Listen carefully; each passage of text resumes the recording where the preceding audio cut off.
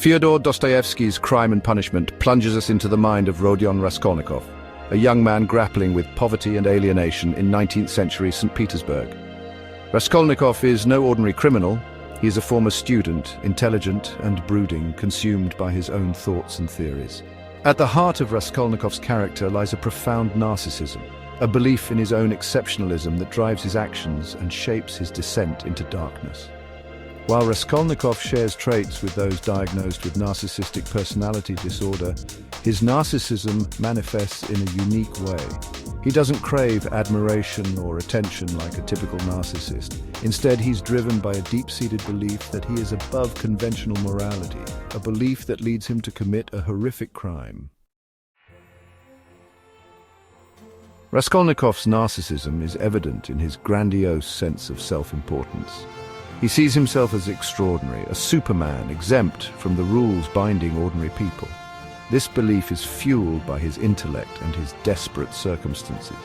He believes he's destined for greatness, but his poverty holds him back. This frustration feeds his resentment and fuels his sense of superiority. He develops a theory dividing humanity into two groups: ordinary people who must follow the rules and extraordinary individuals who are above them. This theory becomes a dangerous justification for his actions. He believes he is one of the extraordinary few, destined to transcend conventional morality.